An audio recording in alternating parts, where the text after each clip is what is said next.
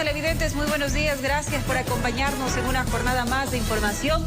Hoy lunes 27 de diciembre del 2021. Mi querida Sofía, muy buenos días. ¿Cómo avanza el tiempo? Dianita, querida, amigos, muy buenos días. Así es, pasa muy rápido. Esta ya es la última semana del año, así que hay que aprovecharla. Así es, ya nos toma el reloj el tiempo y terminamos el 2021 y ya estamos a cara del 2022 con propósitos nuevos, dejando atrás lo malo y por supuesto cuidándonos, porque aún la gente pues no se da cuenta de la magnitud de este virus. En el mundo está complicado, ¿no? Esperemos que eso no pase con nosotros y todo depende de nosotros, así que únicamente a cuidarnos.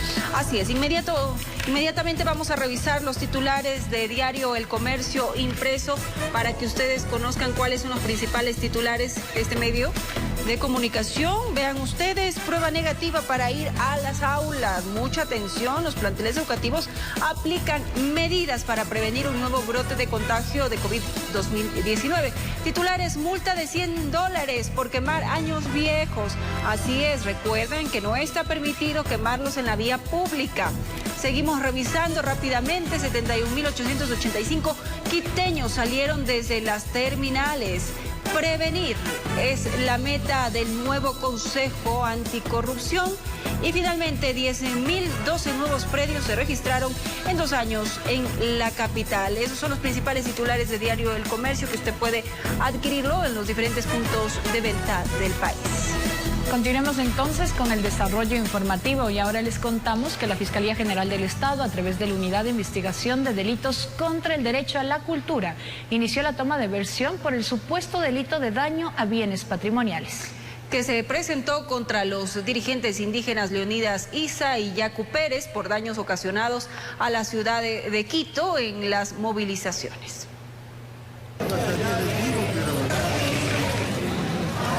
De esta forma, víctima de actos vandálicos terminó la Plaza de Santo Domingo el pasado mes de octubre. Los artífices, supuestos manifestantes que protestaron por el incremento del precio de los combustibles. Prueba suficiente para el profesional del derecho Andrés Castillo, que presentó una denuncia contra los dirigentes indígenas. Leonidas Issa, presidente de la Confederación de Nacionalidades Indígenas del Ecuador, CONAIE, y Yacu Pérez, ex candidato presidencial. A los que en derecho se conoce como autores intelectuales de los delitos, ¿no? Cuando se convoca una marcha, se entiende que quienes están al frente de las marchas, de las movilizaciones, van a poder controlar o al menos dar directrices de qué es lo que no se tiene que hacer en una movilización. Y ellos no lo hacen, más bien ellos asusan, incitan, impulsan y después dicen, bueno, son infiltrados. La mañana de este jueves, Castillo rindió su versión libre y voluntaria, tras reconocer su firma y rúbrica. Lo hizo en la Unidad de Investigación de Delitos contra el Derecho a la Cultura. El supuesto delito de daño a los bienes patrimoniales. ¿Y eso de ser sancionado, cuál es la pena? Bueno, tiene una pena máxima de 5 años, de 3 a 5 años. En los próximos días deberán rendir su versión Issa y Pérez. Como parte de la indagación previa, de existir elementos suficientes se podría dar paso a la instrucción fiscal. Esta gente se ha dedicado, Héctor, a decir que son piedras nomás, que más importantes son los derechos constitucionales, los derechos humanos. Pero los bienes que se encuentran en el centro histórico de Quito son bienes patrimoniales que están reconocidos por la UNESCO como Patrimonio Cultural de la Humanidad. Recordemos que existe más de un proceso penal contra Issa, que tomaron forma tras las protestas de octubre del 2019, donde se incendió la Contraloría y se secuestró a periodistas y policías, informó Héctor Romero. Y el próximo martes 28 de diciembre se terminará el estado de excepción en el sistema carcelario del país. Pero para mantener el control y respaldo de la seguridad de los centros penitenciarios, el Gabinete Sectorial estableció que las Fuerzas Armadas continuarán con el control del perímetro exterior de los centros, así como del control por porte de armas de fuego, municiones y explosivos. Las autoridades enfatizaron que estas acciones se realizarán con la finalidad de mantener el orden en las cárceles y así también fortalecer la seguridad en el país. Y la Corte Constitucional estableció que los menores de edad a partir de los 14 años tienen la capacidad de consentir relaciones sexuales. Expertos señalan que no se consideraría un delito siempre y cuando sea entre adolescentes. La Corte Constitucional emitió un dictamen. A través de su sentencia, establece que a partir de los 14 años, los adolescentes tienen la capacidad de consentir una relación sexual. Dice que a partir de los 14 años, ¿sí?, el adolescente puede consentir en la relación sexual sin que sea penalmente un delito, sin que sea considerado como una infracción de carácter penal. Así es, Pablo Coloma explica que la decisión abarca únicamente para las relaciones sexuales entre menores. Se trata de relaciones sexuales entre dos adolescentes, de 14 a 17 años. No se trata de relaciones sexuales entre adolescentes y adultos, o un adolescente y un niño o una niña. Con la norma anterior se configuraba, por ejemplo, un delito, lo cual tuvo consecuencias. Y eso lo que ha hecho es que tengamos adolescentes acusados de violación y privados de la libertad justamente por haber mantenido relaciones sexuales consentidas, lo cual es inconcebible considerando que ningún adulto puede ser criminalizado por tener relaciones sexuales consentidas, pero sí adolescentes. Salim Saidán, por su lado, cuestiona la decisión porque dice que ese cambio no era competencia de la Corte, sino de la Asamblea, pues se requería un debate más profundo con la participación de expertos. Yo no sé si 9 jueces de la Corte Constitucional pueden suplir la concurrencia de 137 asambleístas que deberían discutir esta reforma con la participación de expertos, porque ustedes saben que el proceso de formación de la ley es muy complejo. Ahora que para valorar si el consentimiento en una relación a partir de los 14 años es válido o se encuentra viciado, se deberán analizar las circunstancias de cada caso y considerar, por ejemplo, que el consentimiento debe ser brindado de forma libre, voluntaria, autónoma, sin presiones, sin violencia, amenaza o coerción. Y si se determina que en efecto fue consentido porque se ha ejercido el derecho a decidir libremente sobre la vida sexual, entonces ahí no hay nada que sancionar. Informó Marilyn Jaramillo. Y el ministro de Energía y Recursos Renovables, no renovables, Juan Carlos Bermeo, supervisó los trabajos de construcción de las variantes del sistema de oleoducto transecuatoriano y el polioducto Xuxufindi-Quito, que están en su etapa final con un avance del 95.1% y 98%. Durante el recorrido se destacó que el trabajo de 200 técnicos de Petroecuador y del Cuerpo de Ingenieros del Ejército, quienes realizan maniobras de alta complejidad técnica para el ascenso de la tubería a través de las faldas del volcán El Reventador, con una longitud superior a los 130 metros. Es importante mirar de cerca las condiciones difíciles en las que está desarrollando las obras. Tenemos un clima que no ayuda, unas condiciones adversas, pero como he hablado con los técnicos encargados de la obra, la seguridad y la vida de los trabajadores es la primera prioridad. Tenemos que hacer las cosas con absoluta seguridad, pero en la medida de lo posible, ajustándonos al cronograma y ojalá adelantando las fechas por beneficio del país. Y la tasa de empleo en Ecuador, que presenta una ligera recuperación, se podría ver afectada por la presencia de la variante de COVID Omicron. Lo advierte así el analista económico Andrés Albuja. Desde el sector sindicalista se demanda mayor inversión en el sector público para generar fuentes de empleo. A pesar de la difícil situación económica que enfrenta el país, de acuerdo a datos del Instituto Nacional de Estadísticas y Censos INEC, la población con empleo en Ecuador superó los 8.1 millones el pasado noviembre. El mismo mes del 2020 fue de 7.7 millones. Representa una leve mejoría respecto a la tasa de ocupación adecuada. Estamos hablando de un 33.7% frente al mes anterior de 32%. Sin embargo, el analista económico Andrés Albuja ve un panorama nada alentador que podría echar abajo esos resultados. El gobierno hereda una situación macroeconómica compleja.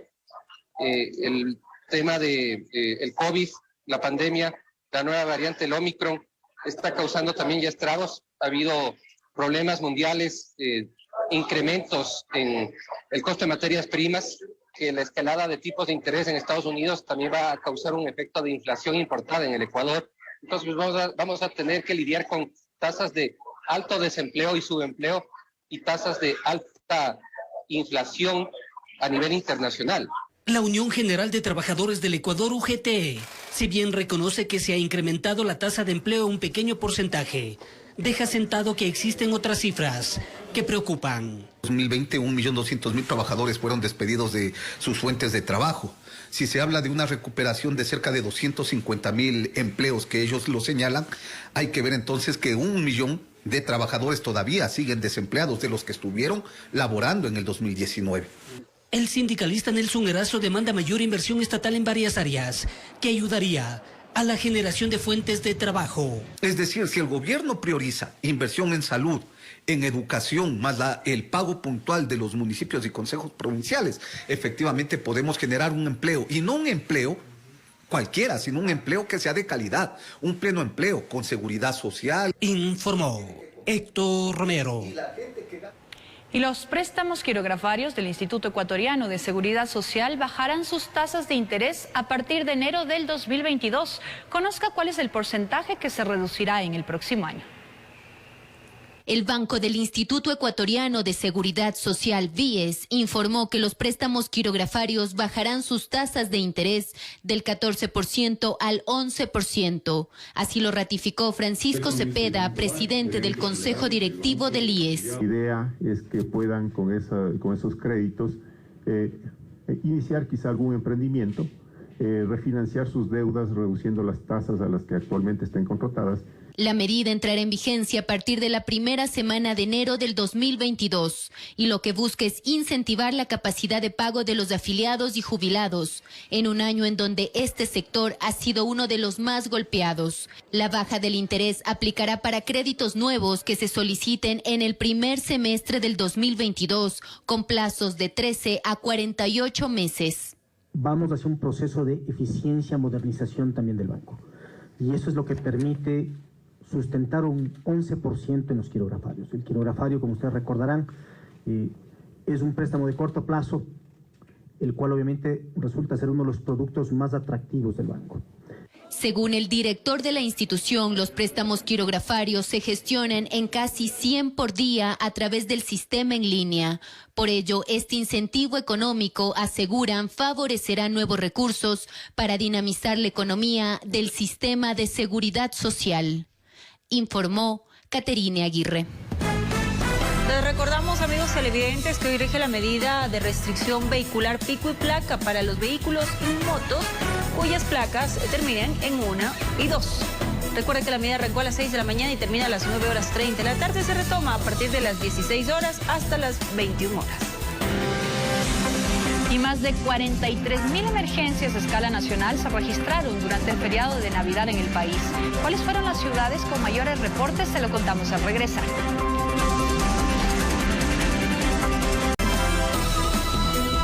Gracias por continuar en nuestra sintonía. Más de 43.000 emergencias a escala nacional se registraron durante el feriado de Navidad en el país. De estas, las ciudades de Quito y Guayaquil fueron las urbes que presentaron mayores reportes. Esto también mientras en el cantón Pelileo un siniestro vial de un bus intercantonal cobró la vida de al menos 4 personas. La irresponsabilidad ciudadana también estuvo a la orden del día durante el feriado de Navidad. Según los reportes del ECU 911, más de 43.000 emergencias en todo el país se registraron durante estos 3 días. De estas, el 73% fueron por seguridad ciudadana. El 10% por gestión sanitaria y el 8% por tránsito y movilidad, entre otras. El director general del Sistema Integrado de Emergencias, Juan Zapata, expresó que se registraron 924 fiestas y 1.058 aglomeraciones, siendo las ciudades de Quito y Guayaquil las urbes con más indisciplina ciudadana. Quito con el 36% y Guayaquil con el 14% son las ciudades que más registran este tipo de incivilidades. Violencia intrafamiliar, un dato que nos ha preocupado muchísimo, 1.738 casos ya emergencias articuladas. Quito presenta el 21%, Guayaquil el 20%. Alrededor de 25.000 personas se movilizaron por las playas del país y más de 34.000 buses partieron de las terminales terrestres. Los principales terminales que han buscado los ciudadanos para movilizarse son Quito y Guayaquil. El peaje que mayor número de registros hemos visto durante este feriado es Machachi con 113.883. En el cantón Pelileo, en la provincia de Tungurahua, un bus intercantonal terminó volcándose sobre la vía, dejando varios heridos y al menos 4 fallecidos. Equipos de emergencia atendieron el siniestro y trasladaron a los heridos a varias casas de salud. informó Mauricio Sánchez. Y las compras de última hora durante el 24 de diciembre mostraron que a pesar de las medidas exigidas para evitar contagios producto del virus del COVID-19, las aglomeraciones y ventas en las calles generaron focos de inseguridad, como se lo mostramos ahora. El panorama en distintos puntos de la ciudad fue el de ventas y comercio informal, ocupando las principales veredas en los alrededores de lugares de alta concurrencia. Demasiada gente hemos salido. Ya no hay cómo. Hay que hacerla, hay que pedir a Dios primero que no nos contagiemos, porque hay mucha gente aquí. Aunque la mayoría de personas se encontraba con su mascarilla colocada, existieron aquellos que desobedecieron las principales normas de bioseguridad. Por eso andamos protegidas con doble mascarilla, con el alcohol, con todo. Frente a las aglomeraciones, las personas dijeron que debido a la fecha, es imposible que no se generen. Hay que tener fe y cuidado, eso sí, porque por más que cuide, por más que bañe en el alcohol, si no tiene fe, no puede salir adelante. De esta manera, cuidándose con las medidas respectivas, mascarilla, alcohol y fe, los obsequios y accesorios de última hora fueron adquiridos en víspera de la Navidad, informó Javier Rosero. Y desde el pasado fin de semana, los establecimientos con actividades no esenciales empezaron a solicitar el carnet de vacunación para el ingreso de la ciudadanía. Centros comerciales, restaurantes y bares implementaron este requisito para sus visitantes. Como parte de las medidas de prevención para evitar el aumento de los casos de COVID-19 y de la variante Omicron, el COE Nacional estableció como requisito para el ingreso a los locales y lugares de concurrencia masiva se presente el certificado de vacunación al día. El COE Nacional ha definido que hay ciertas actividades no esenciales que deberían presentar el carnet o el certificado de vacunación para poder ingresar, como por ejemplo a restaurantes, cines, eventos, museos, etc. El pasado fin de semana, centros comerciales y restaurantes ya implementaron esta medida para sus visitantes. La ciudadanía destacó esta disposición porque dijeron que así se sienten más seguros en su salud. Excelente, les felicito porque eso nos ayuda a cuidarnos mutuamente y yo creo que todas las personas deberíamos tomar conciencia y primero por nosotros mismos y luego por el resto de la familia. Es un requisito indispensable para hacer una prevención, ¿no? De acuerdo a la normativa que estipulan las autoridades de salud, para evitar el contagio mayoritario de las personas que ingresan a los centros comerciales o a cualquier local. La normativa, al ser nueva, tomó de sorpresa a algunos ciudadanos, quienes se quedaron sin poder entrar a los establecimientos. Estos expresaron que ahora el certificado se volverá un documento importante para llevarlo a todo lado. Sí, no, tenemos que acostumbrarnos, o sea, como medida de prevención tenemos que andar a cargar eso. Claro que eso, digo, es un poquito molesto, pero a la final está muy bien. El viceministro de Salud expresó que las sanciones por el incumplimiento de la medida no recaerán en la persona que no porte su carnet de vacunación, sino para el establecimiento que permitió su ingreso. Entonces son esas entidades las que deben ser sancionadas por la autoridad correspondiente, no las personas, sino las entidades que no hicieran cumplir con las disposiciones del COE Nacional. Desde la cartera de Estado se enfatizó que las autoridades encargadas de vigilar el cumplimiento de la disposición es la Intendencia y las entidades locales, pero que también piden la colaboración a la ciudadanía para cuidar la salud de todas las familias ecuatorianas. Informó Mauricio Sánchez. Y luego de que el Ministerio de Salud Pública estableciera la obligatoriedad de vacunarse contra el COVID-19, en algunos locales y centros comerciales de Guayaquil empezaron a exigir el carnet de vacunación para permitir el ingreso. En otros advierten también a los clientes que a partir del lunes no dejarán pasar a nadie que no tenga dicho documento. En algunos locales comerciales ubicados en el centro de Guayaquil se cumplió con la exigencia de presentar el carnet de vacunación para ingresar al establecimiento. Se podía notar por las filas con determinado número de personas en exteriores. Está bien porque pidan, porque a veces hay personas que se están contagiando mucho y no tienen el carnet de vacunación. En otros comercios como restaurantes también pidieron el carné al ingresar. Los que tenían presentaban y los que no, se les advirtió que desde el lunes iba a ser obligatorio, que no se podían olvidar. En sí obliga a las personas a que se vacunen, a que tengan su carné de vacunación. para protegernos, pues no es que ya tenemos a la nueva variante aquí en Guayaquil. Recordemos que el Ministerio de Salud Pública dispuso la obligatoriedad de la vacunación contra la COVID-19 para evitar más contagios en territorio nacional. Y el COE resolvió la obligatoriedad del certificado en personas mayores de 12 años. Se pondrá en práctica en lugares públicos, centros comerciales, cines, restaurantes, entre otros, además del estricto cumplimiento de las medidas de bioseguridad previamente dispuestas. La mayoría de ciudadanos a quienes consultamos su opinión están de acuerdo con la medida. Está muy bien porque así se puede identificar si de verdad lo tiene. Porque hay personas que no se han querido vacunar, no sé, le tienen miedo a la vacuna. Entonces yo tengo 66 años y pienso que nosotros debemos de protegerlos. La sanción por infracción grave de la medida es la suspensión de la actividad y la clausura del establecimiento hasta por 15 días, informó Adriana Peralta. Y con la obligatoriedad de la vacuna contra el COVID-19 en Ecuador, aumentó la afluencia de personas en centros de vacunación. En Quito, cientos de niños y personas de la tercera edad acudieron a completar su esquema de vacunación o recibir la dosis de refuerzo. La disposición de las autoridades sanitarias de considerar la obligatoriedad de la vacuna del COVID-19 se vuelve un requisito fundamental para que la ciudadanía se inmunice ante el virus. Segundo Vega acudió a vacunarse por primera vez el pasado fin de semana.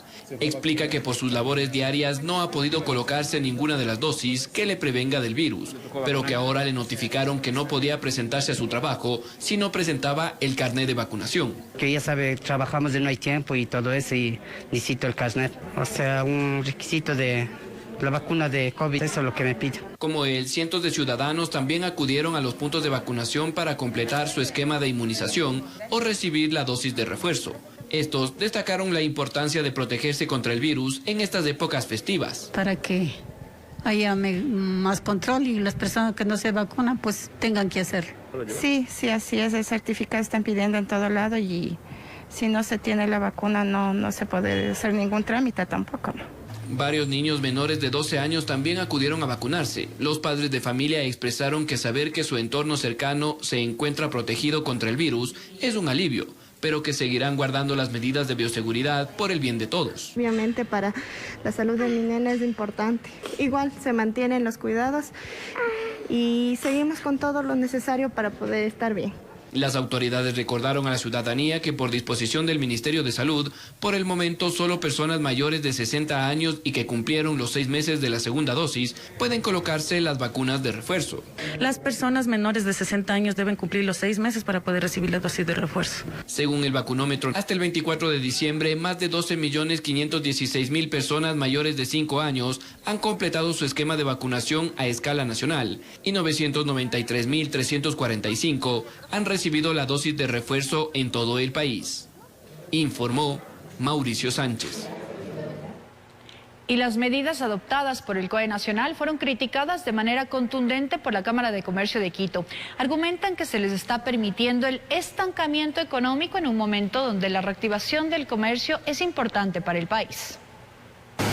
Desde la Cámara de Comercio de Quito creen que las autoridades están castigando el comercio formal, al impedir con las medidas adoptadas que se reactive la economía. Partiendo del tema de restricción de aforos, que es lo que a nosotros nos preocupa, primero que es un impacto muy negativo económicamente, porque recordemos que nosotros estamos atravesando una recesión en el cual el año anterior se perdieron más de 1.800 millones de dólares. El argumento del gremio sostiene que lo que se debe priorizar es el testeo con fines de prevención y detección temprana de casos COVID-19, así como el aislamiento oportuno en el caso de que alguien lo padezca.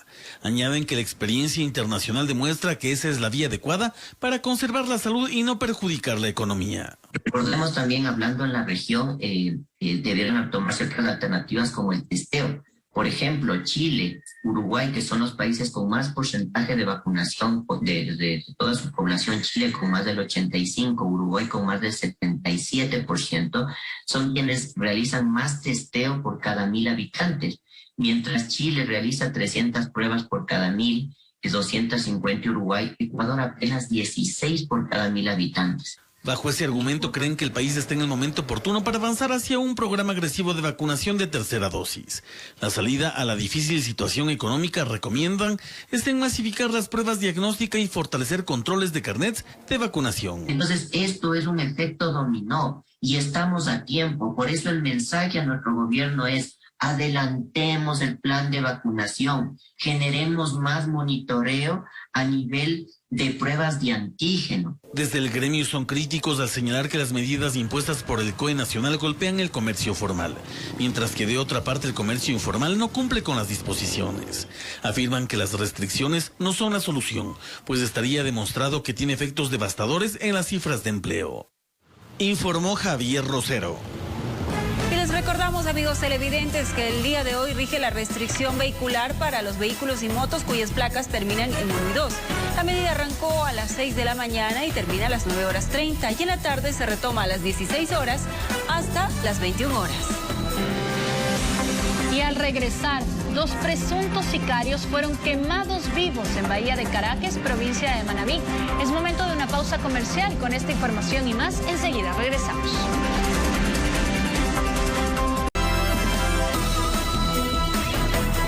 Gracias por continuar en nuestra sintonía, amigos televidentes. 2 presuntos sicarios fueron quemados vivos en Bahía de Caracas, provincia de Manabí. Según testigos, los sujetos se movilizaban en moto y minutos antes habían asesinado a un morador de un conocido barrio de esa localidad cuando el populacho los derribó y les prendió fuego. Pobladores de la parroquia Leonidas Isa en Bahía de Caracas, provincia de Manabí, decidieron hacer justicia por mano propia y prendieron fuego a 2 supuestos sicarios.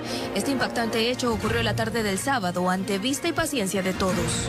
Según reportes preliminares de las autoridades pertinentes, sucedió después que los sicarios asesinaran a Alexander M., morador de la zona, y se produjera un cruce de balas entre sus familiares. Llegaron en una moto y lo dispararon a un compañero. El compañero estaba sentado ahí y lo dispararon. Al momento que comenzaron los disparos, sí, cada cual salía a correr a su casa, meterse debajo de los carros, otros en parte de sus viviendas. Entonces el populacho derribó a los antisociales de la moto en la que se movilizaban para golpearlos, rociarles combustible y quemarlos.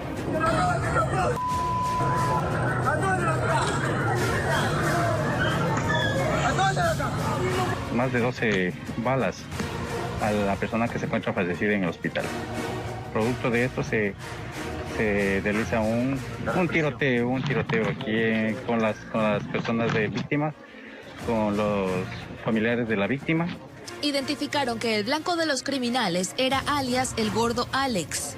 De la primera víctima tenemos conocimiento que tiene antecedentes penales, es por eso que les indicamos que tienen conflictos con la ley. Personal de criminalística realizó el procedimiento de identificación de las personas calcinadas. Una vez ordenado el levantamiento de los cadáveres, se fueron trasladados hasta el centro forense en Manta para la respectiva autopsia. Con estos asesinatos, en Manabí se registran 196 muertes violentas hasta la fecha, informó Adriana Peralta.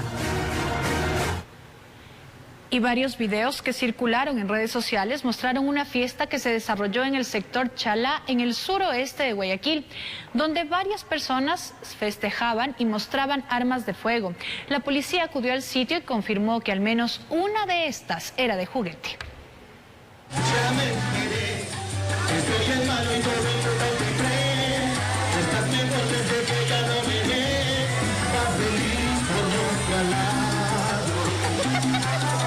Así fue la celebración de Navidad para algunos moradores de las calles 14 y Camilo de Estruje en el suroeste de Guayaquil. En varias filmaciones que se han compartido a través de las redes sociales, se puede apreciar cómo hombres se sacan a relucir armas de fuego, sin importar la presencia de niños, más bien las exhiben con orgullo.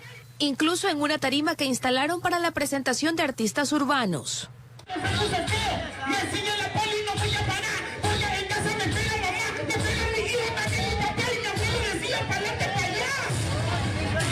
La policía señala que tras múltiples llamadas de alerta acudieron a verificar lo que estaba ocurriendo. Identificamos a una de las personas que estaban con una de esas tipo armas largas y verificamos sus antecedentes. Efectivamente tenía antecedentes anteriormente por sustancias sujetas a fiscalización y pudimos observar el arma. Nosotros al verificar el arma se trataba de un arma de juguete. Es que como regalo por las festividades a los niños del barrio les entregaron estas armas de juguete. Este fusil, este fusil, mi bro, que lo teníamos ahí así, para que sí me entiendan, los manes que... Ahí, tú sabes que hay manes que vienen acá a montar que quieren robar a uno, ¿sí me entiendes? Verificaron, hicieron un barrido del sector a ver si es que había alguna persona herida o alguna persona, o si es que había algún tipo de indicio balístico, y no se encontró nada en ese sector. En todo caso, para los agentes del orden del distrito Portete fue una Navidad complicada debido a los múltiples escándalos generados en la zona, pues a la gente se le olvidó cualquier recomendación. Policías que estuvimos ayer en la noche y en la amanecida trabajando por estas festividades de Navidad, tuvimos varias llamadas del ECU 911 y aglomeraciones e incivilidades durante toda la noche y madrugada en el distrito. Informó Adriana Peralta. Y ahora les contamos que personal del ECU 911 alertó la tarde del domingo sobre la presencia de una persona sobre una de las barandas del puente de la Unidad Nacional. El ciudadano habría intentado lanzarse al río, por ello miembros de la Policía Nacional acudieron al lugar para impedir la ejecución del hecho. Tras lograr convencerlo, el hombre fue atendido por una ambulancia. Y mediante información de la Intendencia, la Armada de Ecuador realizó operativos donde se realizó la interdicción de una lancha pesquera a 165 millas náuticas del puerto Vaquerizo Moreno, en el que se encontraron paquetes tipo ladrillo de lo que sería cocaína. Producto del operativo existen 3 ciudadanos detenidos para investigaciones. Además se decomisaron 2 teléfonos celulares y 4 GPS. Incautan más de 656 kilos de cocaína que estaban camuflados en sacos dentro de un contenedor en la vía perimetral en Guayaquil. La carga tenía como destino África. Se trata de otro golpe al narcotráfico, al decomisar 656 kilos de clorhidrato de cocaína con 700 gramos, tras realizarse una inspección a un contenedor que era transportado en un tráiler en Guayaquil. Estaba en la parte de la vía perimetral. Es por eso que los agentes especiales de las unidades que tienen la Dirección de Investigación Antidrogas, haciendo operaciones básicas de inteligencia, perfilamiento de containers de los vehículos, le detienen afuera, le interceptan y proceden a hacer un registro. Aunque todavía se investiga de qué manera contaminaron la carga, al momento el chofer del pesado vehículo se encuentra detenido y la policía confirmó que la sustancia iba a ser enviada a Túnez, norte de África. Lo que pasa es que estas bandas delincuenciales están buscando otros destinos con el fin de poder despistar el trabajo que hace la Policía Nacional. Nosotros como policía tenemos, a través del Interpol, coordinamos con las policías del mundo. Con esta operación se está sacando del mercado más de 6.567.000 dosis de cocaína.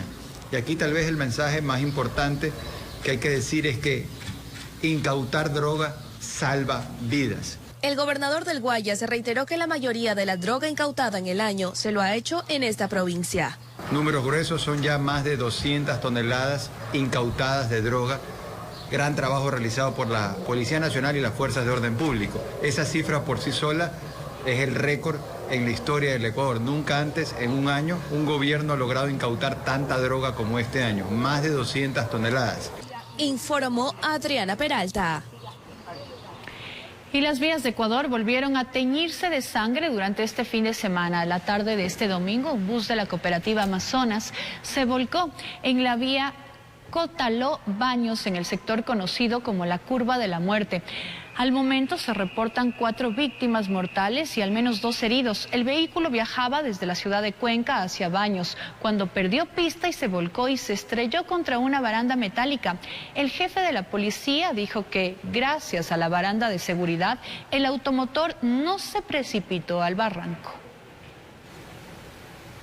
El sector rural del cantón Lago Agrio en la provincia de Sucumbíos sufrió fuertes estragos por el desbordamiento de ríos causados por los torrenciales lluvias. Viviendas completamente bajo el agua, carreteras a punto de colapsar, alcantarillas y drenajes que eran insuficientes ante la temible creciente de los ríos que arrasaban con todo a su paso. Era el desolador panorama que se podía observar en la parroquia de Ureno del cantón Lago Agrio. El momento que ellos se percataron, de lo que la lluvia estaba fuerte, pues, de lo que la agua estaba inundada la casa. En este caso fue al momento que abrieron la puerta. Lo único que les dio tiempo solamente fue a sacar a sus 2 hijos y nada más. Se perdió lo que es animales, enseres de casa, todo. Al momento que él se despierta y va a querer bajar el breque, le di cuenta que le había cogido corriente. Entonces, por ese mismo sentido, sacó a su familia y avanzaron a salvar su vida. Una de las principales preocupaciones es la afectación que sufrió la vía de acceso hacia Puerto Nuevo. Como ustedes pueden ver, si esto se sigue, vamos a perder la vía y vamos a quedar incomunicados. La alcantarilla que está ahí no abastece para la gran afluencia de agua que ustedes pueden ver aquí cuando llueve. Entonces ese es el gran motivo porque está taponado y está esta parte represada por el tema que toda la noche llueve. En la zona urbana, las torrenciales lluvias hicieron colapsar el sistema de alcantarillado, anegando varias calles y provocando que el agua ingrese hacia las viviendas. Ya estamos sacando el agua porque ya como quiera está bajando. Los moradores de los sectores afectados esperan la inmediata respuesta por parte de las autoridades. Informó Emilio Albán Sánchez. Recuerde por favor que hoy no pueden circular los últimos dígitos de placa para vehículos y motos terminados en 1 y 2. La medida aplica desde las 6 de la mañana hasta las 9:30 de la mañana y en la tarde desde las 16 hasta las 21 horas. Por favor, evítese sanciones. Más adelante, al menos 18 fallecidos y miles de damnificados deja fuerte temporal en Brasil. Los detalles de esta y otras noticias al regresar. Scarlett es una niña de 7 años que ha perdido sus 2 ojitos a muy temprana edad a causa del cáncer. Hace 6 meses fue diagnosticada con osteosarcoma de fémur. Así es, tuvo que ser amputada su piernita para salvarle la vida.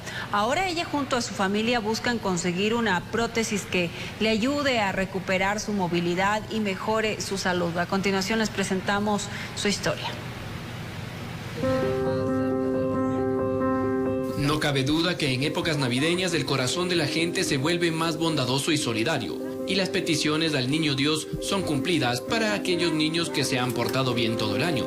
Y qué mejor que conocer la historia de Scarlett para ayudarle a que su sueño se haga realidad. A sus 7 años la vida le ha puesto duras batallas de las que con el apoyo de su familia y hermano, día a día las va superando. Desde muy chiquita fue diagnosticada con retinoblastoma bilateral, enfermedad que le hizo perder sus 2 ojitos. Al mes de nacida tuvo retinoblastoma bilateral, le diagnosticaron y pasado el tiempo ella lamentablemente le nuclearon los 2 ojitos. Su discapacidad no fue un impedimento y pronto se recuperó para seguir alegrando a su familia, pero hace 6 meses el cáncer nuevamente invadió su cuerpito, trayéndole consigo otra dificultad. Estuvo 3 años sin tratamiento. Pasado estos 3 años, lamentablemente, a ella le diagnosticaron osteosarcoma de fémur. Lamentablemente, le tuvieron que amputar la pierna para salvar la vida de ella. Y como ella es no vidente, era mucho riesgo hacerle una quimioterapia. Esto ha vulnerado la salud de Scarlett, quien ahora se mantiene con cuidados paliativos que deben ser seguidos con disciplina por sus padres. La amputación de su piernita le dificulta su movilidad y requiere de manera urgente una prótesis que le devuelva el ánimo de seguir adelante.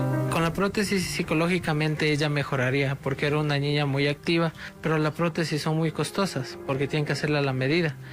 Y esa prótesis sí está a un valor elevado de casi $4.500. Su padre y después sumar. Informó Mauricio Sánchez. Es increíble esto que vive esta familia. Dicen que Dios da sus más grandes batallas a sus más grandes guerreros. Sabemos que la solidaridad de la gente se hará presente. Si usted quiere colaborar, ahí están los números que aparecen en pantalla nuevamente, si nos ayudan, para que le puedan apoyar a esta familia que hoy necesita. Realmente es terrible lo que vive, pero nosotros podemos de alguna manera colaborar y devolverle la sonrisa a esta pequeña. Una pequeña que quiere cumplir sus sueños y también debe ser muy duro para todo el núcleo familiar. Imagínense, sus padres todos los días trabajan incansablemente y sin embargo no alcanza el dinero para poder cubrir esas necesidades de esta pequeñita y toda la familia que tiene cáncer. Así que seguramente apelaremos a su buen corazón y tendremos buenas noticias.